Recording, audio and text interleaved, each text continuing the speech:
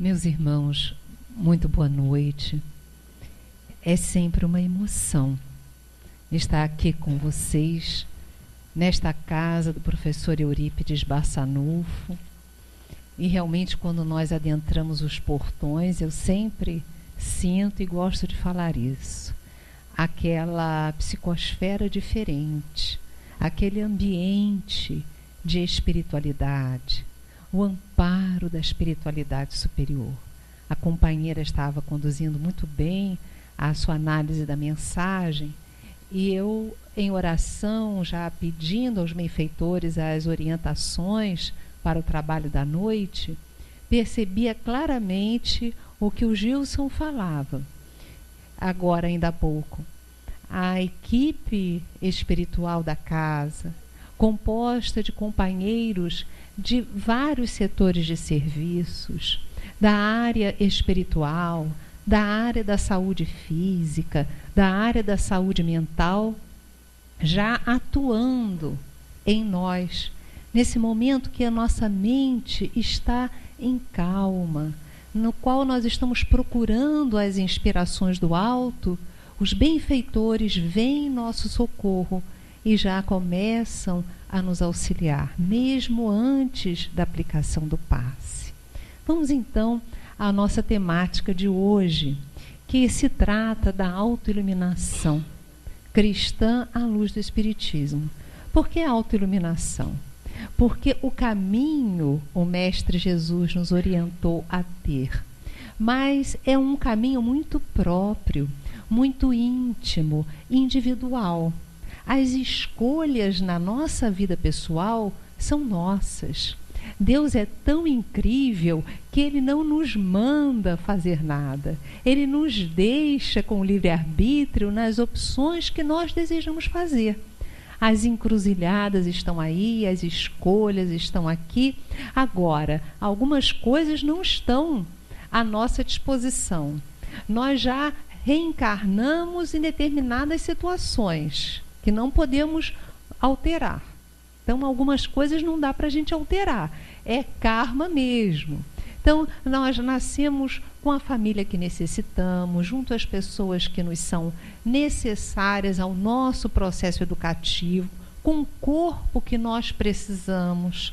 Alguns com problemas de saúde, outros não. Alguns com problemas financeiros, outros não, alguns com problemas de relacionamento, outros não, mas todos nós vivenciando os desafios próprios, de acordo com as nossas conquistas do passado. Então vamos lá, vamos observar o que Jesus nos orienta nesse processo de autoiluminação. E o que é essa autoiluminação, afinal de contas? A autoiluminação é a conquista da felicidade, é a conquista da paz, a conquista da alegria. E mesmo a felicidade é uma coisa diferente uns dos outros, porque aquilo que me faz feliz pode não ser o que faz o Gilson feliz, não é verdade? É ou não é? Né? Até no nosso sabor nós somos diferentes. Eu amo chocolate, minha mãe não gosta nem de olhar chocolate. Então, cada um de nós, eu já disse, mamãe, só precisa de um psicólogo, porque não é possível alguém no mundo não gostar de chocolate. Eu não posso nem olhar, ai, Jesus. Então, o que me faz feliz pode não ser o que faça feliz o outro. Então, até a própria felicidade é algo diferente, não é mesmo? Vamos lá, então, nesse caminho. Orlando, me orienta aqui. Ah, olha só. Não, porque eu já falei aqui que eu tenho uma mediunidade especialíssima, né? Eu sou médium de defeitos físicos. Então, eu pego no negócio, eu já fico até com medo do negócio quebrar na minha mão. Vamos lá. Eu, com a minha mediunidade de defeitos físicos, vamos lá conversar quem somos nós. E olha que nós somos também uma incógnita para nós mesmos, não é verdade? Porque hoje nós sabemos o que temos em termos de personalidade. Então, eu sei que hoje eu reencarnei como mulher, não é?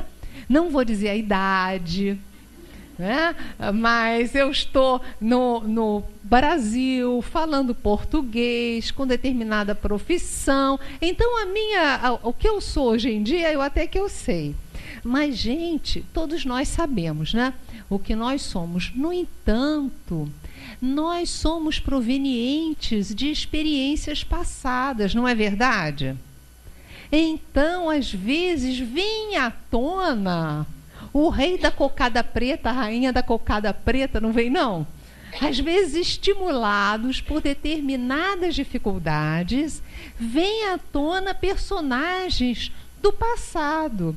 O que eu chamo de personagens do passado? Estruturas de personalidade, costumes que nós tivemos no passado e que, por determinadas circunstâncias, vêm à tona. Alguém aqui já sentiu que vem à tona assim, uma personalidade, um jeito de ser que não tem muito a ver com o que nós somos hoje? Alguém já sentiu isso ou só eu?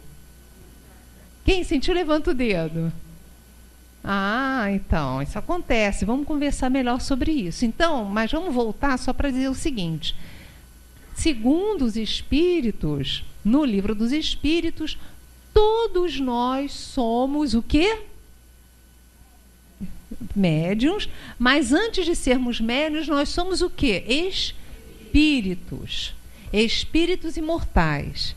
E Kardec, inclusive, ele faz uma distinção. Ele diz que apenas didaticamente, quando ele fala alma, ele se refere ao espírito encarnado, né?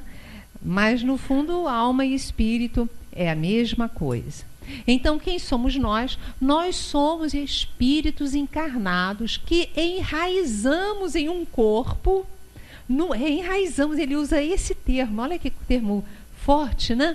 Kardec, ele usa esse termo. O espírito se enraiza num corpo no momento da fecundação do óvulo de nossa mãe pelo espermatozoide de nosso pai. Naquela explosão energética, a gente se liga àquele corpo, né? E recebemos, então, nesse corpo, um escafandro ou uma vestimenta tamanho infantil, para nós vivermos aqui na Terra e que vai chegar, se Deus quiser, até a velhice. Isso se nós não formos antes.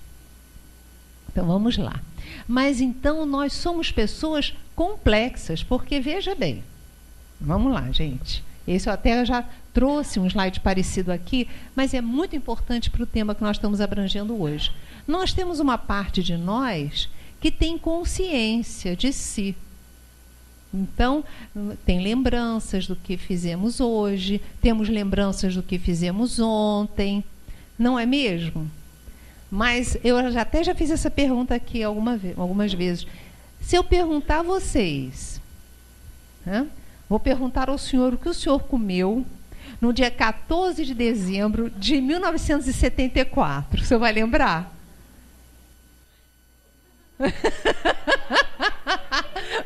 Você vai lembrar por ele? Aposto que você não vai lembrar. Ah, você sabe o que lembra? Gente, olha só, estava crítico que ele não ia lembrar. Feijão, arroz, um ovo e um bife. Oh, meu Deus do céu! Palmas para ele, gente.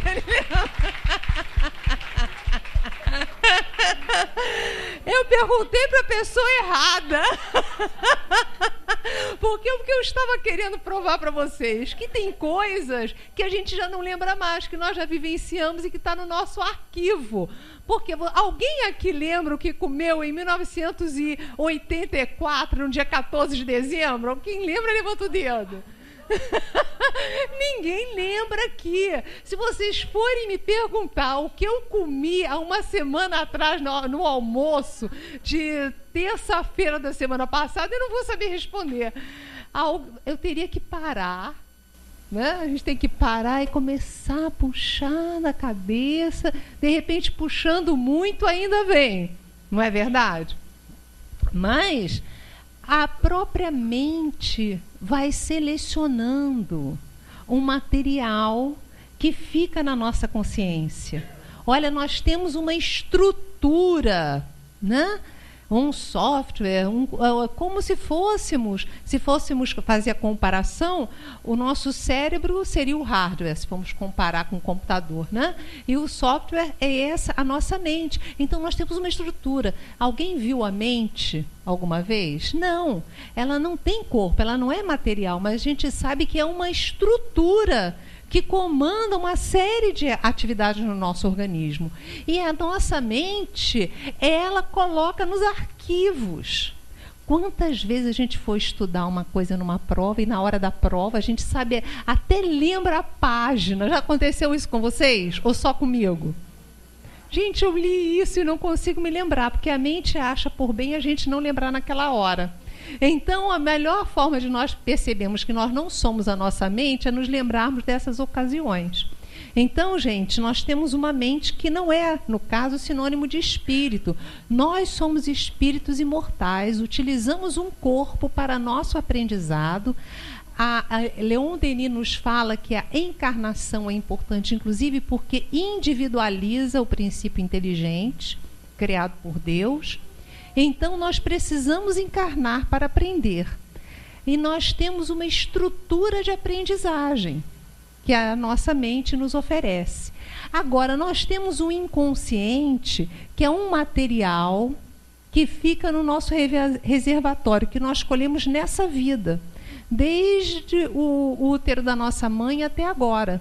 E esse material é chamado de inconsciente, mas é o inconsciente dessa vida. Mas nós não temos apenas o inconsciente dessa vida, não. Porque nós viemos de experiências de outras vidas, não é verdade? Então, nós temos um inconsciente de vidas passadas. Olha só. Então, aquelas estruturas de personalidade que nós tivemos no passado, muitas vezes vêm à tona diante de determinadas situações. E nós precisamos, então, observar a nós mesmos. Como é que nós reagimos? Porque, às vezes, nós passamos por um problema ou alguém nos fala alguma coisa, até grave, e nós ficamos tranquilos. E, às vezes, tem umas questõezinhas, muitas vezes dentro de casa, com aqueles que convivem mais conosco, que nos deixam fora de nós mesmos. É isso mesmo ou não é? Alguém já passou por isso ou só eu? Não é? Geralmente, quando vem à tona determinados tipos de comportamento que a gente, meu Deus do céu, por que eu estou reagindo assim se eu já sei que não precisa mais reagir assim? Geralmente é porque nós trazemos uma estrutura de personalidade que vem à tona. E que não é uma estrutura de personalidade, nesse caso, sadia. Yasmin, então, o que a gente faz, né, para educar essa estrutura de personalidade? Que a gente percebe, né? Oração, identificação, né, e prática do bem. Quando nós estamos aqui, nesses momentos, refletindo sobre essa realidade, porque dificilmente nós vamos encontrar fóruns lá fora que analisem essa realidade conosco. Quando nós estamos aqui já analisando, nós já estamos em um processo de neutralização. Porque, como Jesus falou, conhecereis a verdade e a verdade vos libertará. Então, do momento que nós nos damos conta que nós estamos tendo uma reação exagerada, ou então que nós temos uma forma de ser que não é adequada e que vem, às vezes, à tona determinadas reações, no momento que nós nos damos conta disso, nós já estamos a meio caminho da educação desse padrão. É um padrão de reações, um padrão comportamental que nós estruturamos no passado e que precisa ser educado, desfeito, neutralizado. Gente, eu estou sabendo me explicar? Tá? Posso caminhar? Então, simbora. Então, já falamos. Tá. Olha só. Então, nós na nossa vida, nós temos várias influências. Nós temos as influências das personalidades do passado, aquelas estruturas que nós acabamos criando de comportamento. Elas nos influenciam. E elas, se não são adequadas, elas abrem campo para um outro tipo de influência, que são as influências obsessivas, que são tão importantes que Kardec faz estudos. No Livro dos Médiuns, por exemplo, Kardec faz um estudo profundo acerca da influência dos espíritos em nossa vida. E é no próprio Livro dos Espíritos, que foi a primeira obra editada em 1857, Kardec pergunta se os espíritos nos influenciam. E os mentores espirituais da falange do Consolador dizem a ele que as más das vezes são eles que nos dirigem, ou seja, os espíritos fora do corpo físico nos influenciam muito também. Então, nós temos a nossa consciência atual, ela tem que gerir várias influências e identificar aquelas que nos são importantes para o nosso caminho de iluminação pessoal, aquelas influências que são importantes para a nossa felicidade. Então, nós vamos ter umas intuições boas, mas vamos ter também umas intuições negativas. Às vezes a gente está fazendo alguma coisa e vem um pensamento recorrente. Por que ele está fazendo isso? Mas você não... Por que ela está fazendo aquilo? Ah, está vendo? Isso acontece só comigo ou acontece com vocês também? Vocês percebem? Primeiro a gente tem que dar conta. Puxa, por que esse pensamento está me perseguindo? Né? Porque vira e mexe, eu fico com raiva daquela pessoa e eu acordo de manhã, às vezes, já com aqueles pensamentos contra a fulano, ou o ciclano, ou o parente, ou a pessoa do trabalho. Alguém já sentiu isso aqui? Levanta o dedo. Isso é comum. Comum. Isso pode vir de nós mesmos, pensamentos que brotam, mas podem vir também de induções obsessivas, de pessoas, porque quem são os obsessores? Eles são pessoas, só que estão sem o corpo, só isso. Mas Kardec estuda lá no Livro dos Espíritos que quando a gente desencarna, a gente continua sendo o que é. É lógico que existe a lei de progresso e nós vamos progredindo, mas ninguém virá santo porque desencarnou. Então, muitas pessoas desencarnam, mas elas não se desligam do nosso planeta. Elas desencarnam, mas estão com a mente delas tão ligadas às questões da matéria que elas ficam perambulando por aí, ou ficam na casa dos familiares, ou procuram lugares onde elas possam dar vazão aos vícios que elas tinham quando encarnadas. Então, quem bebe muito e desencarna, fica com aquela estrutura de personalidade e vai em busca dos lugares onde existe o álcool. E aí, se nós começamos a frequentar esses lugares, essas entidades acabam se afeiçoando a nós por uma questão de sintonia vibratória. Aí a gente volta para casa, volta com os amiguinhos, os coleguinhas. Só que às vezes são coleguinhas que se plantam na nossa casa e para tirar esses coleguinhas não é fácil. Porque é necessário que haja uma mudança de padrão vibratório. Daí a importância do Evangelho no lar. Porque se pelo menos uma vez na semana a gente consegue congregar mais de um componente da casa, se não conseguir, é melhor a gente fazer sem brigar, porque não é algo que a gente possa exigir do outro, participar do Evangelho. Mas no momento que a gente lê o Evangelho, faz uma oração, vibra, visualiza Jesus na nossa casa, nós abrimos campos interdimensionais para que as entidades nobres possam atuar, envolver o nosso lar, neutralizar energias negativas, formas de pensamento malsãs e conduzir espíritos que muitas vezes adentram na nossa casa. E isso, gente, é muito natural. Você ter hóspedes, espíritos na casa é a coisa mais natural do mundo, tá? Mas a gente não pode ficar com eles, a gente só quer aqueles que são bons. Os que não são bons, a gente tem que ser caridoso. Então a gente deseja que eles sejam amparados pela espiritualidade, encaminhados a locais onde possam ser amparados dentro das necessidades que eles apresentam, né? Porque já aconteceu de vocês chegarem em casa e sentirem uma aflição, um nervosismo, ao invés de sentirem-se bem conversando, se irritam com as pessoas que estão lá? Já sentiram isso alguma vez? Quem já sentiu, levanta o dedo. Ah, então, olha, dificilmente não é caso de uma presença espiritual que inspire desarmonia, inspire briga, inspire aflição. Então, essas entidades de teor vibratório baixo, elas trazem uma espécie de irritação, que você não sabe de onde vem. Brota uma irritação, aí é sinal amarelo. Está irritado?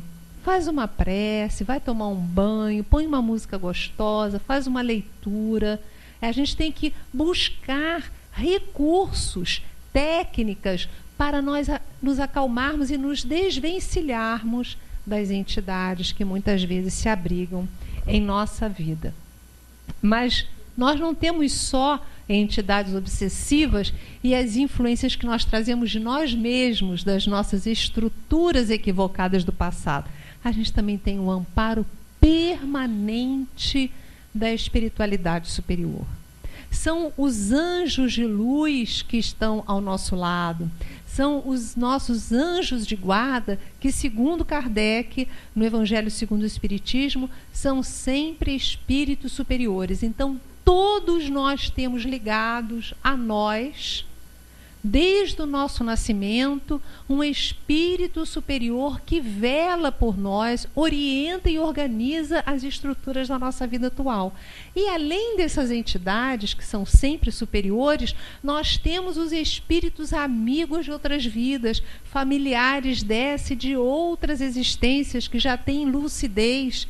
Não são, às vezes, espíritos superiores, mas nem por isso são menos bons e magnânimos. Então imagina a quantidade de mães que nós temos do passado, de pais, de irmãos, de filhos. É uma perfeita família imensa que nós temos de espíritos nobres que nos amam e que querem nos auxiliar na nossa existência. Então, jamais vai nos faltar o amparo libertador na nossa existência. Vamos embora? Quando nós começamos a nos observar, já sentindo que nós somos espíritos imortais, que não nascemos no momento do nosso nascimento atual, mas que somos provindos de várias experiências e tentativas na afirmação do bem, nós começamos a nos transformar. Quando nós já não sentimos mais aquele prazer de ficar o tempo todo na frente da televisão, quando aquele espinho da insatisfação, aquele desejo de conhecimento, de leituras mais edificantes começa a nos tocar o coração, é porque nós já nos transformamos nisso aí, olha, em buscadores de Deus, em pessoas que desejam uma integração com a religiosidade, que já não mais se satisfazem em levar uma vida apenas para comer, beber, dormir, ter sexo e comprar a roupa. Isso é pouco. Isso não nos satisfaz mais. É lógico que a gente tem que viver no mundo como os homens vivem, mas nós já não nos satisfazemos apenas com isso. Nós sentimos uma fome, é uma espécie de sede de Deus. Não é assim com todos nós? Né? Se fosse diferente, nós íamos estar lá na nossa casa de pernas para o ar assistindo a novela. Né? Não que a novela não seja boa e que a gente não assista de vez em quando, mas só isso não dá. Não dá mais para a nossa vida. A gente tem uma sede de descoberta, uma sede de autoconhecimento. E a gente já percebe que Deus nós vamos encontrar de formas diferentes, do lado de fora, mas também do lado de dentro. E o Cristo, ele foi o primeiro a nos orientar. É em vão que essa geração procure o reino dos céus aqui ou acolá, porque ele está dentro de vós.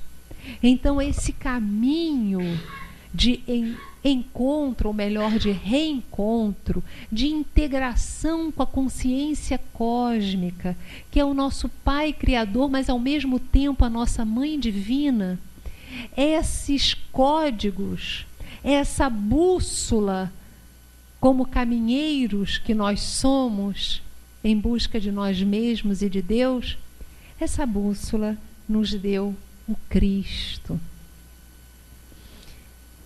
Vendo Jesus a multidão, ele subiu ao monte e depois de sentar-se, aproximaram-se dele seus discípulos e abrindo a boca, ele lhes ensinava, dizendo. Então, o que o Cristo veio nos trazer é exatamente o caminho, a bússola para os buscadores de Deus. Aqueles que já tinham largado as coisas e estavam lá no monte, buscando, desejando algo, aos insatisfeitos, porque não lhes dava mais apenas o viver por viver. Então, aqueles que já estavam na montanha eram aqueles que já estavam transformados em buscadores de Deus, como nós aqui. Não quer dizer que nós não tenhamos as nossas dificuldades, os nossos desafios, as nossas manias, os nossos defeitos, porque o buscador de Deus tem tudo isso. Mas ele já está no caminho, ele já chegou na montanha e agora ele deseja beber, ele deseja subir e beber dos ensinamentos do Cristo. E para eles, o Cristo falou assim, deixando para toda a humanidade que um dia chegasse ao ponto de desejar a integração com Deus. Ele falou, felizes os mendigos do Espírito, porque deles é o reino dos céus. Há várias traduções, eu usei essa aí só porque é diferente. Porque chocou-me. Mendigos, eu gosto mais de pobres de espírito. Mas como a gente geralmente usa esse termo, é um pobre de espírito, quando a gente usa esse termo nessa circunstância, aí não é como Jesus queria. Ele usou o termo pobres, felizes os pobres de espírito, ou mendigos de espírito, com outro sentido, né? Felizes daqueles que sentem que precisam de algo, que estão pobres de alguma coisa, mas estão humildes, como falou-nos a companheira no começo, né? Aqueles que se percebem em necessidade de alguma coisa e que por isso estão buscando e estão ali na montanha da vida em busca de um alimento espiritual, que é esse que nós viemos receber aqui. Ele diz que para nós que desejamos esse alimento e estamos buscando, para nós é o reino dos céus. Por que não para os outros? Os outros terão, mas é preciso que eles desejem primeiro. Ter aquela vontade íntima de alterar a vida, de buscar os ensinamentos e não parar na teoria. Porque só a teoria não traz a iluminação. A teoria é uma bússola, é uma indicação, mas nós precisamos colocar esse reino dos céus e essas orientações que Jesus nos deu no nosso dia a dia. E ele diz, felizes os que choram, porque serão consolados. Ele percebia na multidão uma tristeza, ele percebia que a multidão passava por necessidades, como nós passamos também. Nós não choramos no nosso dia a dia, nós não temos as nossas dificuldades. Então ele quis dizer, olha, você está vivenciando o desafio, feliz você que está vivenciando o desafio, porque se a sua vida não tivesse nenhum desafio, não haveria como você progredir.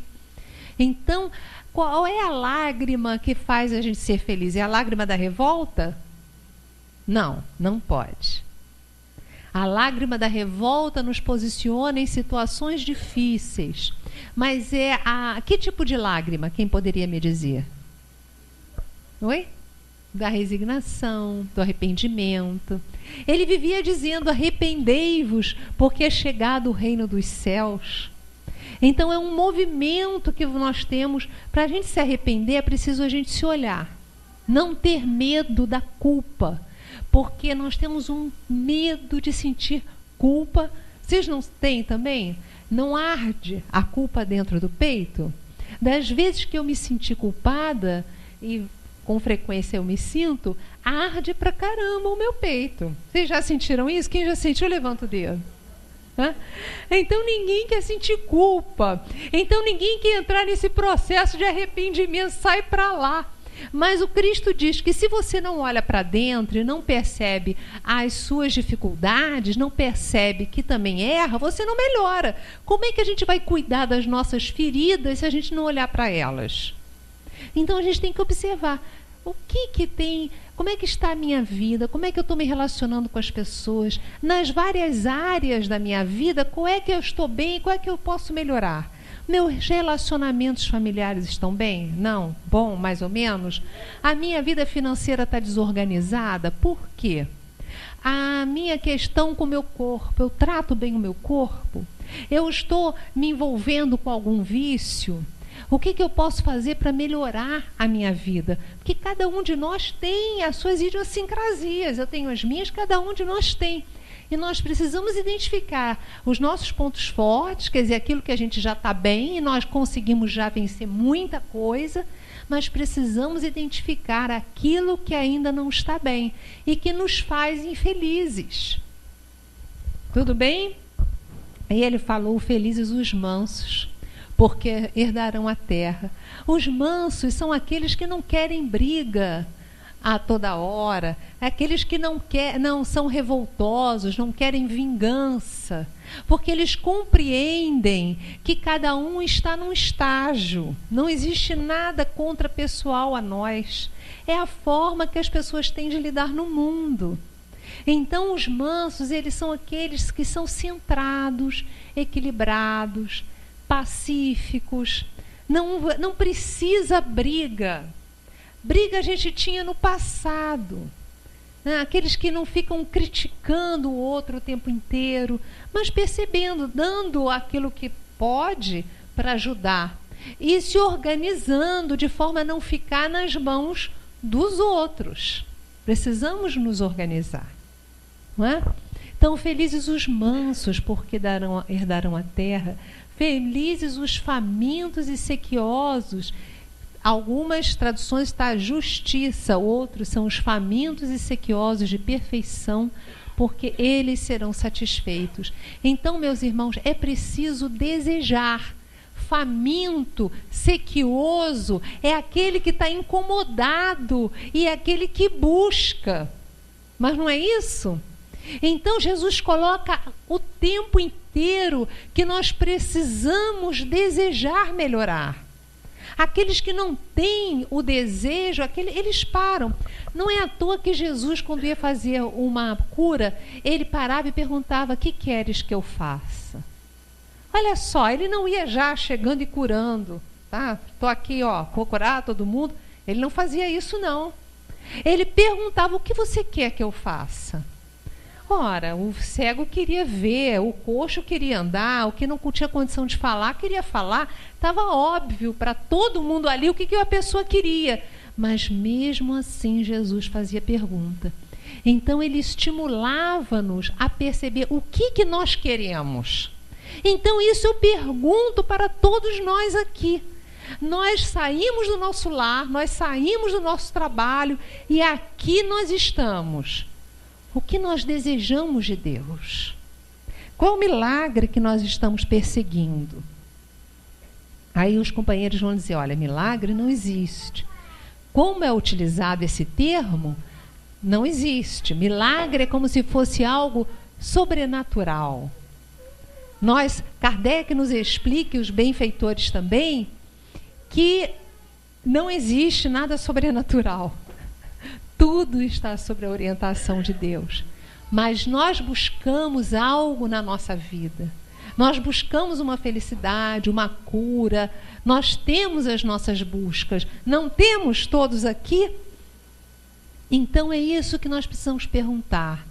Qual o milagre que eu desejo?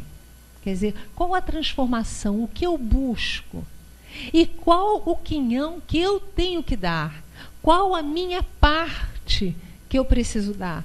Porque tem uma parte que não nos cumpre dar, porque está além das nossas possibilidades. Mas tem uma outra parte que nós precisamos dar. Essa parte nós vamos ter que dar. É a nossa contrapartida. E aí a gente tem que ver qual é a contrapartida que eu tenho que dar na busca daquilo que eu estou. Porque o que nos cumpre fazer, não adianta, que a espiritualidade não vai mover um dedo. Deus não vai mover um dedo para fazer aquilo que está no nosso exercício realizar.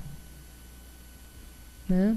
Então, a gente tem que avaliar aquilo que o que nós desejamos, o nosso estado de agora, aonde nós desejamos chegar e o que nós vamos ter que fazer hoje, amanhã, depois de amanhã, para conseguirmos chegar naquele estado que nós desejamos. Né? Felizes os misericordiosos, porque eles obterão misericórdia. Felizes os limpos de coração, porque eles verão a Deus. E nessa questão dos limpos de coração, nós colocamos algo muito sério e que nós vemos tem nos atrapalhado muito a existência. É a ausência de perdão e de auto-perdão. Nossa, é um desafio e tanto, porque muitas vezes a gente acha que perdoou, mas ainda tem aquela energia de mágoa dentro do coração. É uma realidade. E Kardec, ele estuda, ele traz isso no Evangelho segundo o Espiritismo, nos lembrando que Pedro fez essa pergunta ao Senhor: Mestre, quantas vezes devo perdoar a meu irmão? Até 70? E aí, até 7, melhor dizendo, aí Jesus diz: não, Pedro, até 70 vezes, 7 vezes. Ou seja, o perdão, ele passa a ser um estado de ser. E aí a gente pergunta, mas então a gente tem que deixar as pessoas fazerem tudo o que querem conosco? É isso que Jesus quis falar? É isso? Vocês acham que é isso? É isso? Não, não pode ser isso. Nós temos que colocar limites às pessoas. Nós temos que dizer o que nós sentimos quando elas agem dessa ou daquela forma. Mas nós não podemos trazer essa brasa dentro do nosso coração. Você coloca os seus limites, ativa a compreensão de que o outro, ele age na vida de acordo com a sua ordem interna, com os costumes que ele acabou elegendo ou ela acabou elegendo. Não se trata de nada contra você, é a forma que a pessoa tem de viver no mundo, de interagir no mundo. E não dá mais para nós andarmos com esse peso dentro do nosso peito, porque ele faz mal a nós. O outro, com as suas dificuldades, ele vai caminhar, ele vai melhorar, vai ter que arcar com as consequências das suas opções, como nós arcamos com as consequências das nossas opções. Mas nós precisamos alterar esse comportamento amando. E como amar? Cuidando. Como? A Kardec, ele fala que muitas vezes nós temos dificuldades com as pessoas que se acham nossas inimigas. E aí o nosso coração, nesse caso, vai bater diferente. Quando a gente chega próximo ao amigo, a gente sente uma coisa no peito diferente de quando a gente está próximo a alguém que nós sabemos já nos prejudicou ou pode nos prejudicar. Não é assim? Não é isso? Mas o que Kardec nos orienta, e é muito importante essa orientação, é nós percebermos que nós precisamos entregar a Deus essa energia, não desejarmos mal ao outro. Darmos a outra face quer dizer, uma face é muito diferente da outra, não é? Se a gente for olhar no espelho, uma sobrancelha é diferente da outra, uma parte do lábio é diferente do outro. Então, dá a outra face, ou seja, trabalha de maneira diferente com a pessoa. Estabelece um tipo de relação de acordo com o entendimento da pessoa, se for possível retomar as relações. E muitas vezes é possível, mas estabelecendo uma nova forma de convivência, mais adequada ao estilo de ser da pessoa. Então, meus irmãos, quando nós estivermos com muita dificuldade de perdoar, uma orientação nos dada pelos benfeitores é à noite nós visualizarmos Jesus e pedirmos para que entre no nosso campo vibratório com segurança a pessoa com a qual nós temos dificuldades. E vamos repetir, nem que no início seja apenas da boca para fora. Dona Joana de Ângeles, a mentora do Divaldo, diz que a benemerência, a espontaneidade no bem começa muitas vezes com a disciplina. Então vamos falar para a pessoa: eu te perdoo e peço perdão a você e a todos aqueles que no passado, nesta ou em outras vidas, eu tenha prejudicado. Eu peço perdão e peço a Jesus que nos liberte dessas amarras energéticas que estão nos prendendo uns aos outros. Eu peço que me liberte e eu liberto todos aqueles que um dia possam ter me prejudicado.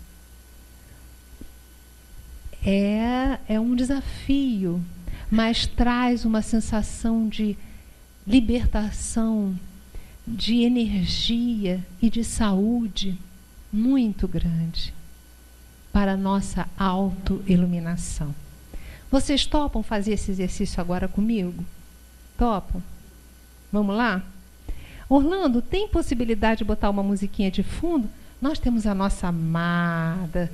É isso. Não precisa não, Orlando. Nós temos a nossa querida aqui. Põe aí uma musiquinha bem lenta de fundo. E vamos trabalhar? Vamos? Vamos trabalhar. Eu ainda tenho quantos minutinhos? 5 minutinhos você me dá? Mais? Então tá. Opa! Alguém tem uma bolsa que possa botar aí embaixo para não atrapalhar? Vamos botar, porque agora é um momento só nosso. Vamos trabalhar nesse nosso mundo intrapsíquico. A porta de entrada para o nosso mundo interior, para relaxar o corpo e a mente rapidinho, é colocar a consciência nas narinas, sentindo o ar entrando mais frio e o ar saindo mais morno e úmido.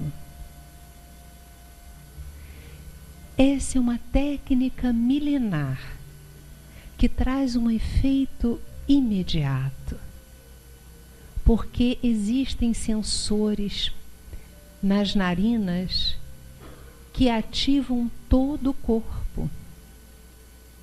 Então, inspire, sem a pretensão de alterar o fluxo da respiração. Apenas sinta, coloque a consciência nas narinas, sentindo o ar entrando e o ar saindo, mais morno e úmido. Quem ainda não cerrou os olhos, eu convido, se puder, a fechá-los docemente, como se fosse um sol se pondo no horizonte. Observe agora a musculatura em torno dos olhos e relaxe. Relaxe a musculatura em torno da boca. Solte os ombros. O braço direito, o braço esquerdo. Solte as amarras do abdômen. Solte a perna direita, a perna esquerda. O seu corpo agora está totalmente relaxado e sua mente pode imaginar que você está andando pelo lago de Genezaré. Sinta o aroma da maresia. Ouça o marulhar das ondas no seu infinito ir e vir. Uma estrela se destaca lá no céu e vai descendo na sua direção. Num deslumbramento de luzes, surge a figura de Jesus, com os seus cabelos sobre os ombros, repartidos ao meio, à moda dos nazarenos. Observe o olhar de Jesus para você. Ele ama você. Ele acompanha todo o seu processo de iluminação pessoal, vida após vida. Ele estende os braços e convida você para um abraço de luz. Vá na direção de Jesus. Sinta o abraço de luz do Cristo. Você está seguro, segura com o Mestre Jesus. A energia que brota do corpo do Cristo envolve você com fluidos de saúde, paz, segurança. Nada de mal pode acontecer a você aí. Agora, nós vamos pedir permissão a Jesus e a você para que entre nesta cena, andando lá de longe, aquela pessoa com a qual você teve maior dificuldades no relacionamento nesta vida.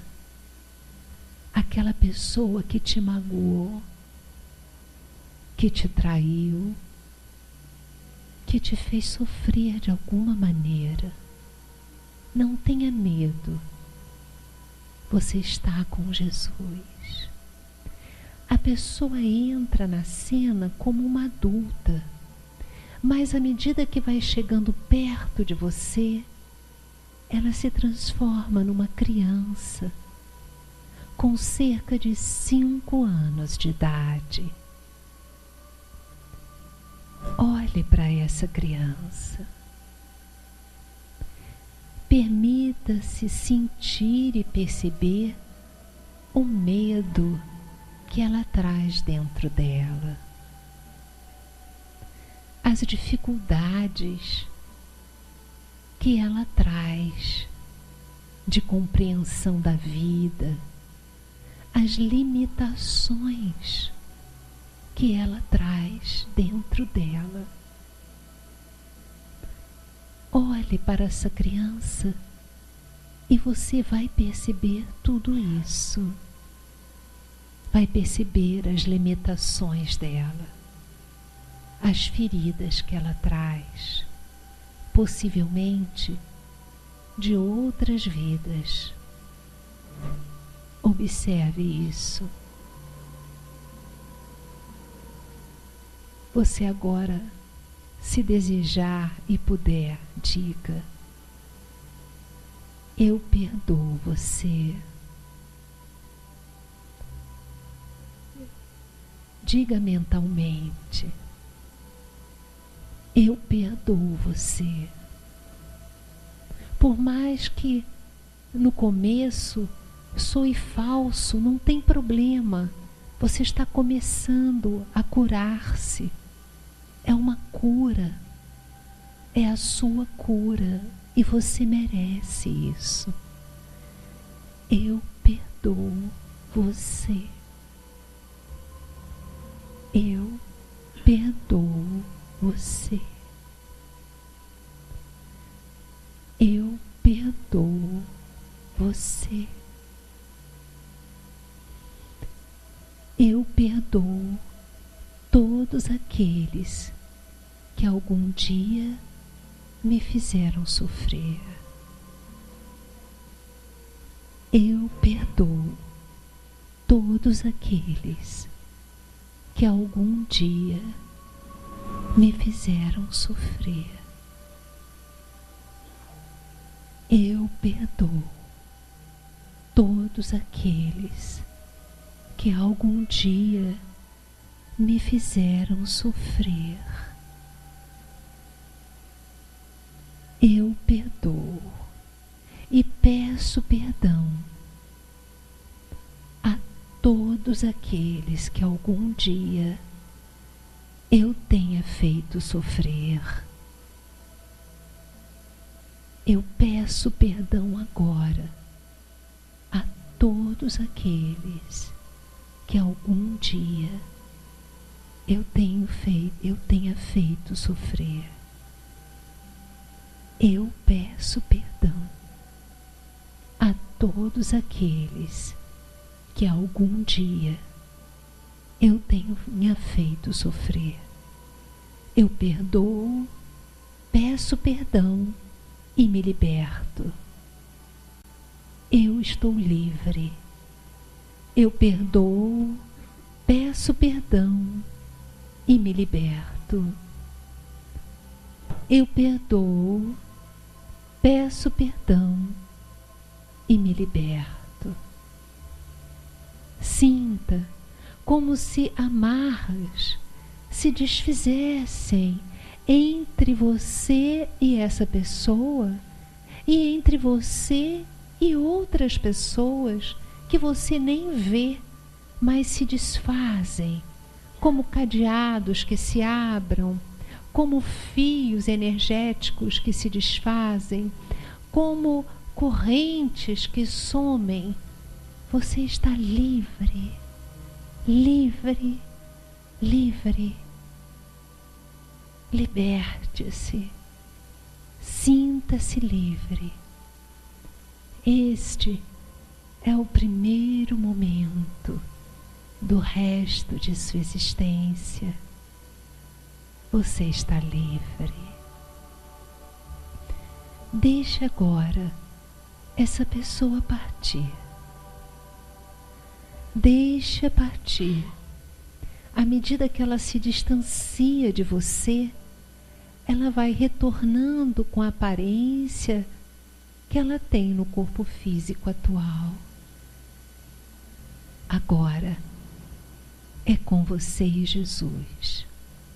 O Mestre vai te dar um passe, substituindo aquelas energias doentes que você trazia nos tecidos sutis da sua alma, por energias de saúde, alegria, felicidade, juventude.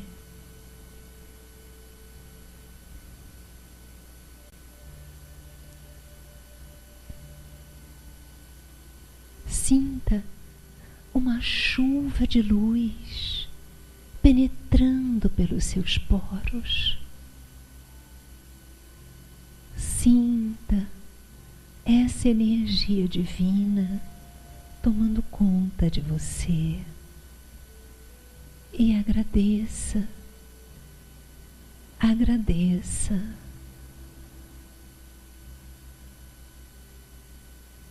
Agradeça a Deus por todas as energias de saúde e paz que você está recebendo em todos os tecidos da sua alma. Obrigada, Senhor. Muito obrigada por tudo. Está na hora de você voltar. Vamos voltar devagarinho. Jesus, olhe para Ele.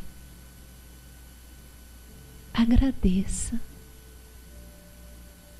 Basta agradecer que o Mestre se transforma em uma estrela. Uma estrela que vem pousar dentro do seu peito. Agora é Jesus, para sempre, dentro do seu coração.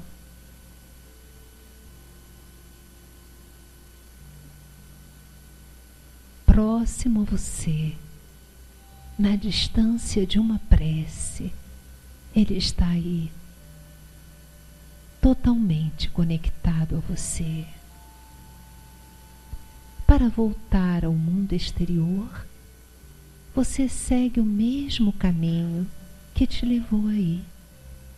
Inspire, sinta o ar mais frio entrando. E expire, sinta o ar mais doce e úmido saindo.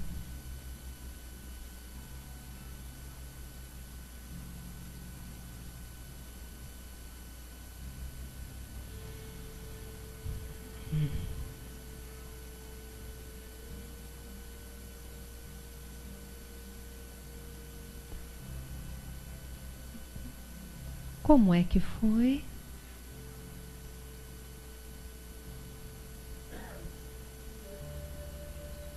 Foi bom? Muito bom, né? Foi bom?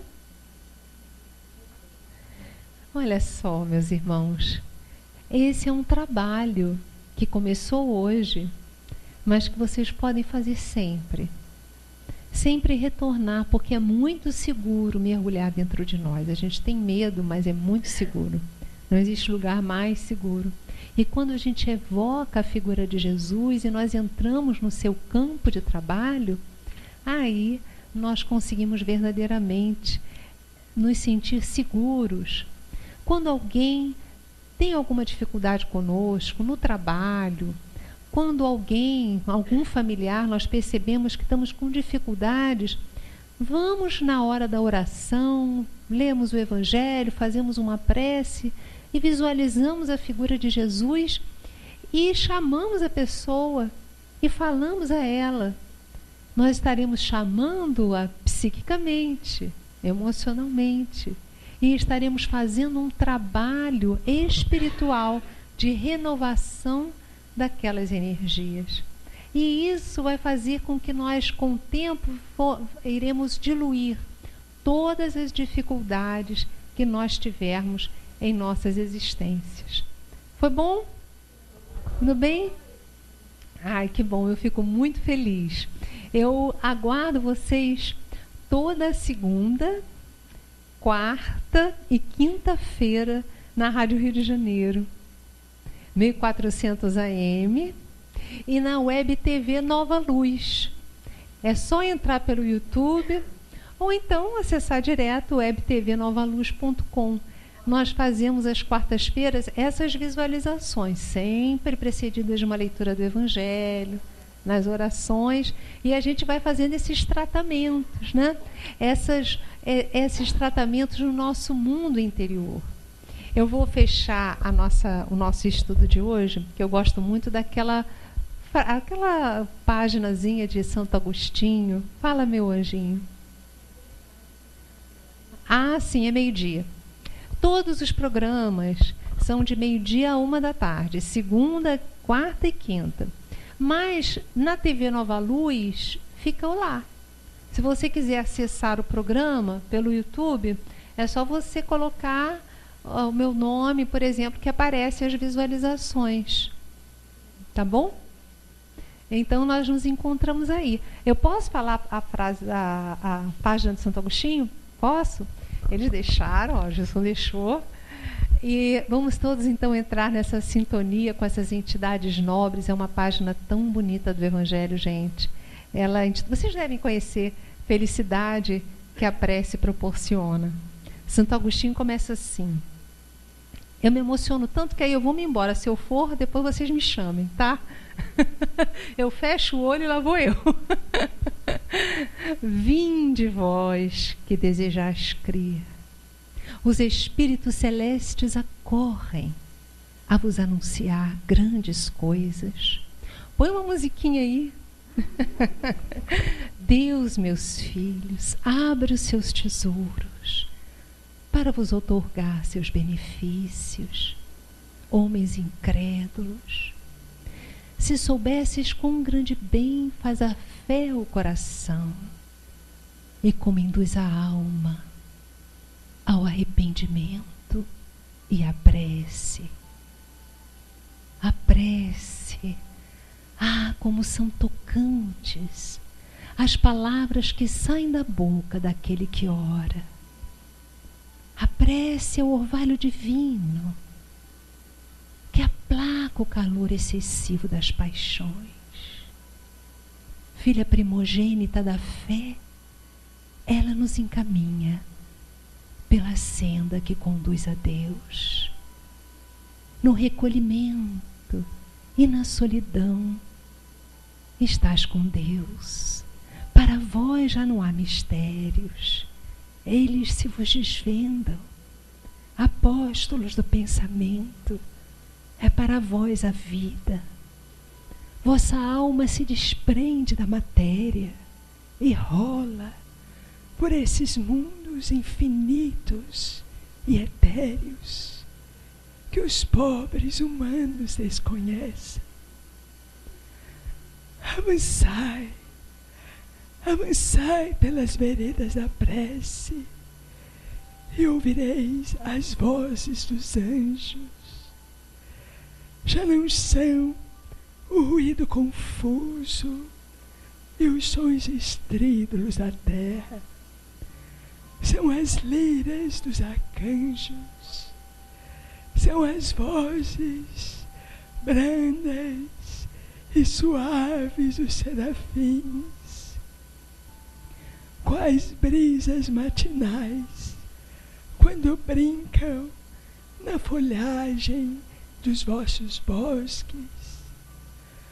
Por entre que delícias não caminhareis, a vossa linguagem não poderá exprimir essa aventura tão rápida entra ela por todos os vossos poros, tão vivo e refrigerante é o manancial em que orando se bebe.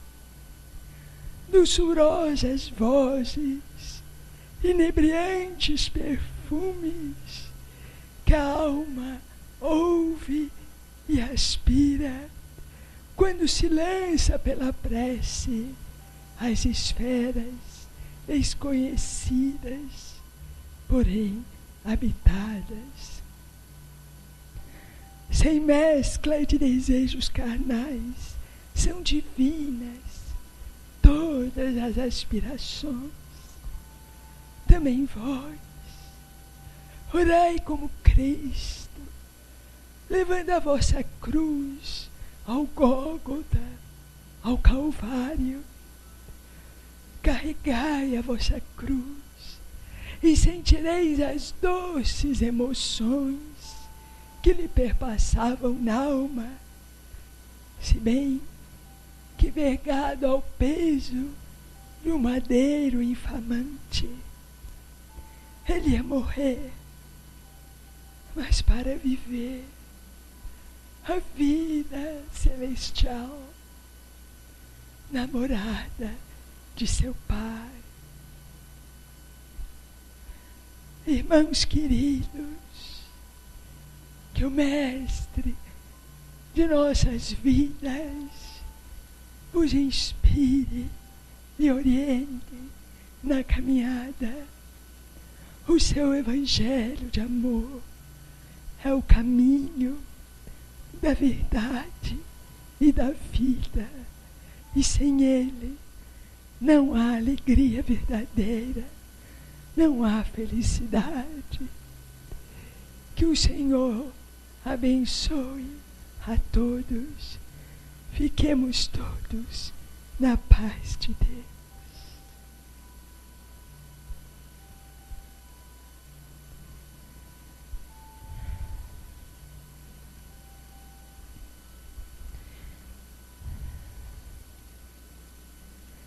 Então, meus amigos, que a nossa vida, as nossas opções possam ser sempre inspiradas pelo Evangelho de nosso Senhor Jesus Cristo, porque não mais nos basta estudá-lo e conhecê-lo. Para entrarmos nesse reino dos céus, para acessarmos essa felicidade, é preciso colocá-lo em prática. Um beijo no coração de todos. Estamos juntos como buscadores de Deus neste sublime desiderato de colocar no nosso dia a dia os ensinamentos de Jesus. Um beijo no coração de todos. Muito obrigada.